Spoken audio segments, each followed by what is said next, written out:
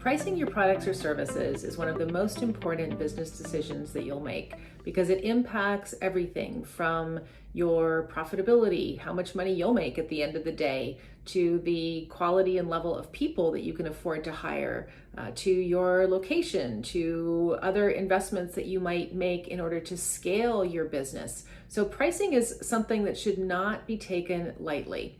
Don't just look at what your competitors are pricing at though, because remember, you've developed those target personas and you understand the value differentiation and what you're able to offer them and the extent to which perhaps you are able to solve their problems better than the alternate solution. But do be aware of what your competitors are charging, and not just competitors who are offering a very similar product or service to yours, but think back to those pain points that your target personas have and the various options that they have at their disposal in order to solve those pain points or resolve their issues, because those are all viable options for them that will be priced differently. So when you've done your homework, remember that whatever price that you launch at or whatever price you're changing to, which I'll talk about in a few moments, that you're not necessarily stuck with it forever. Now, it's not that it's super easy to change from one price to another, especially if you're going up, but it is possible if you've made a pricing mistake, as long as you explain it properly and recognize that there could be some implications in terms of customer attrition. You want to try to test your pricing as well. So you may try a certain price for an amount of time and then see if people will buy at that price, and you might play around with that a little bit. You can often launch with a certain price and then have a limited time promotion and then see if you can get your customers up to that desired target price if you really need to build a base and try to get those testimonials before your pricing goes up. That's, again, a business decision.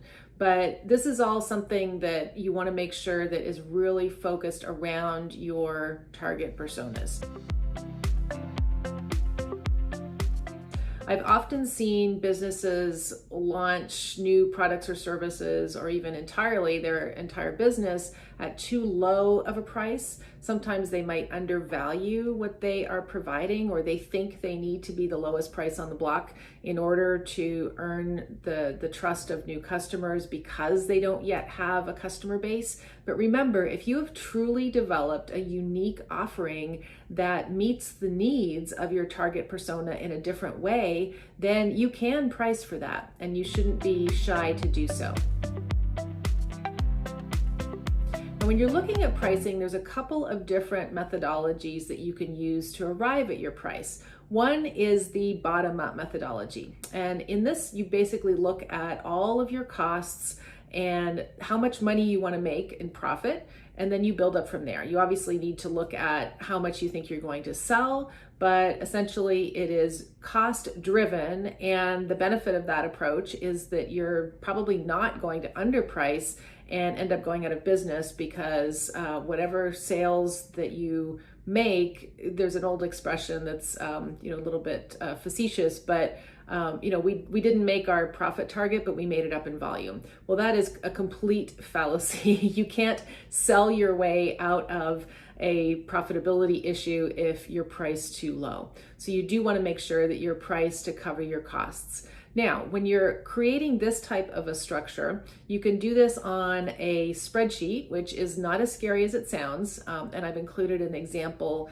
in the downloadable materials that you can take a look at. But you'll want to make sure that you're including your fixed costs as well as your variable costs. So examples of some of your fixed costs might be a location. And when you're thinking about a location, I encourage you to really challenge yourself to see if it's possible to launch your business virtually. This will save you a ton of money and a lot of headaches. Not only will you save the cost of the lease, but you'll save a lot of additional taxes and city fees, and everything just tends to be more expensive when you have a business location. Now, depending on the type of business, sometimes this is really difficult to not have a location, but if you can at least start up your business, by not incurring additional costs until you're generating a healthy revenue flow, then you'll be much better off and you'll have more longevity and you'll have more freedom to pivot and try different things because you won't feel as handcuffed by your expenses.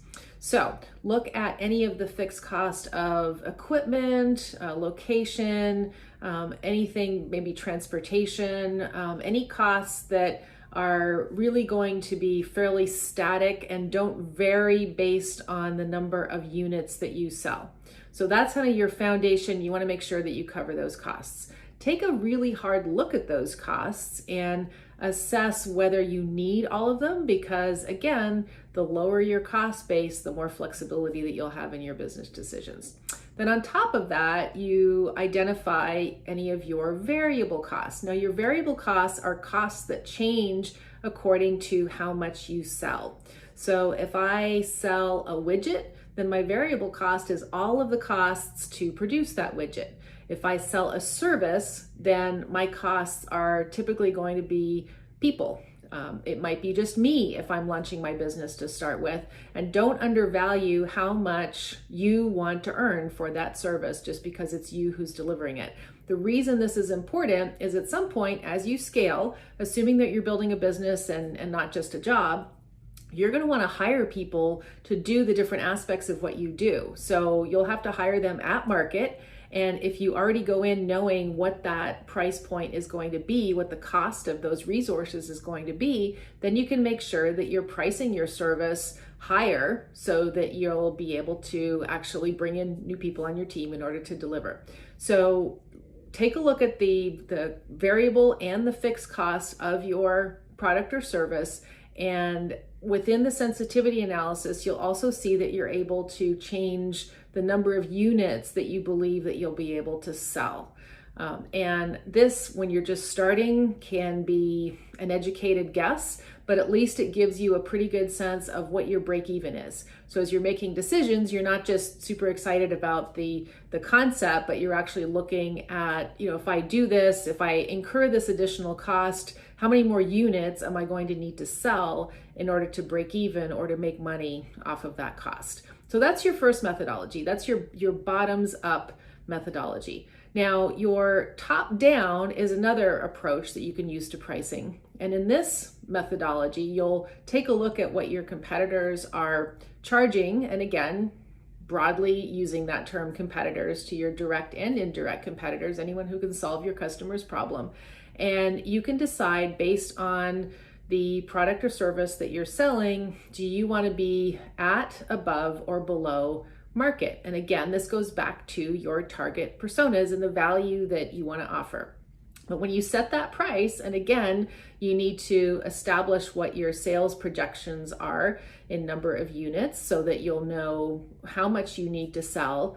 Now you're only able to incur cost up to the point of, and it's up to you, either break even if you have an investor or if you're self-funding, or to the point of profitability. So this methodology really forces you to make sure that you're keeping your costs low enough in order to meet that price. So those are a couple of approaches that you can try, and I encourage you to play around with that in order to arrive at, in general, what your sales and your unit will be. But if you've done a really good job of getting into the heads of your personas, then you can create a product or service that is remarkable and meets their needs, making price less important. And that really is ideal. Now, value-based pricing, again, the more you know your personas, this is where this comes into play, is really pricing for the value that you deliver beyond whatever your competitors are and whatever your costs are. So think about how luxury brands price. Christian Louboutin shoes, which are the famous red bottoms, are typically priced between $700 and $6,000. You could buy those shoes, or you could buy something you might find at Zappos. They're both going to cover your feet. They're both going to keep you warm. They're both going to look decent. Maybe you could argue one more so than the other, but essentially they're both shoes. Now, Christian Louboutin has managed to price in a way that is remarkable because he's made the brand desirable. And in fact, those famous red bottoms are actually trademarked. So no one else can put red bottoms on their shoes. They're distinctive. So not only if I spend a couple $1,000s on a pair of shoes, I'm feeling potentially good about my purchase. I'm not, by the way, but I'm going to be able to show the world that I can afford shoes that are a couple $1,000s. So very interesting branding, and clearly not related to the actual cost of the product itself. That leads us to my next topic on pricing psychology, which is really, really fascinating. Some of this pricing psychology you'll already be familiar with. So retailers, for example, tend to price below a whole number. So you will see items priced at $3.99 more than you'll see them priced at $4. The reason for this, it's called charm pricing. Psychologically, our mind tends to go to the first number as opposed to the second number. So if we price at $3.99, the theory goes, I'm going to look at the 3 and kind of think the price is closer to $3 than it is to $4, even though it's only a penny shy of $4. Now, you'll see this a lot on late night infomercials, where you might even get a free set of Ginsu knives thrown in there as part of their pricing strategy. But consumers are kind of onto this. It's been around for so long, so I wouldn't use this strategy exclusively. There's also fear of missing out, FOMO, that you'll see limited time sales where we're trying to instill a sense of urgency in customers to buy something now. You'll see Victoria's Secret do its twice yearly sale, which is an interesting strategy that really tells me that if I want to get some of that lingerie sometime before the next 6 months, I better buy it now. So they've done a really good job of creating that sense of urgency in the structuring of their sales. Another interesting psychology is you'll see BOGO a lot. And mathematically, if you were to look at 2 offers and one was buy one, get one, and the other was buy 2 and get 50% off, people actually would tend to be more excited by the BOGO, which is ironic because mathematically they are identical. However, apparently we're in general as a people not great at practical math, and therefore the idea of we're going to get something free seems more attractive than we're going to get 50% off of the 2 items. You'll also see a strategy where a retailer or a business will put a sale price next to a retail price so that people feel that they're getting a deal and they'll shop around less. So when you'll go into Best Buy, for example, and you'll see something that is regularly $299 and $299 and now it's $199. The fact that you're getting $100 off, the psychology goes that you're more inclined to think, I'm getting a deal, I'm going to buy this now, rather than spending a lot of time going to other stores. The other nuance of this psychology that you'll often see is physically spacing the sales price a little bit further from the retail price, because that psychologically in our minds makes us differentiate the retail price from the sale price a little bit more, and the theory goes we're more inclined to take advantage of that sale. You'll also see a lot of odd versus even number pricing. So odd pricing is using $7.99 or $7.95 versus an even pricing, which might be more $7.50. Now, a lot of brands will use even pricing for their retail price, but then their discounts will be ending in 99. And as I mentioned, this is somewhat overused. So there's other brands that will try using different prices. So maybe they'll try using a less frequently used price, like $23.99 rather than $25.99 as their sale. In theory, this will make their price stand out and be more attractive. Longer prices also psychologically appear more expensive. So if there's zeros on the end of a price, then we look at that and think that it actually costs more. So the next time you're in a fancy restaurant, take a look at the menu, and you'll often see the price in small print under the entree as just $2 for, not $24.00, just 24, because in theory, this makes it seem exclusive, but yet we don't think it's as expensive as it really is. Prestige pricing is pricing that does not include decimals. So just like that restaurant pricing, it tends to just have the letters of the price without the decimal. It's shorter, but it also is generally, with prestige pricing, priced in the tens. So you'll see something as $500, for example, rather than $425. And this is intended to trigger an emotional buy. So now we're going back to the idea of our personas, and we're, for those of you who have studied Maslow's hierarchy of needs, and you remember that, we are beyond that basic, food and shelter level, and we're up in the prestige self-actualization. We want to feel better about what we buy. Comparative pricing is another interesting strategy that a lot of brands use, where they'll place a less expensive item or package next to more expensive ones in order to make them seem more attractive. There's also a rule of threes with this, where quite often for services companies, software companies, you'll see 3 different packages with the idea that psychologically we go to the one in the middle. We don't necessarily want to be the cheapest. That one that's more expensive seems kind of out of reach, but the fact that that more expensive one is published makes that one in the middle seem just about right. So kind of like the 3 bears a little bit. There's also a theory when it comes to pricing memberships, and gyms use this a lot. So research on gym memberships show that if someone pays $600 for an annual membership all at once versus someone who pays $50 a month for a year, despite the math being identical, that person who spends $600 upfront all at once will have more of a tendency to try to get the value of the membership right away and not tend to use it over time, whereas that person who is getting that regular $50 charge is going to tend to use the service more over time.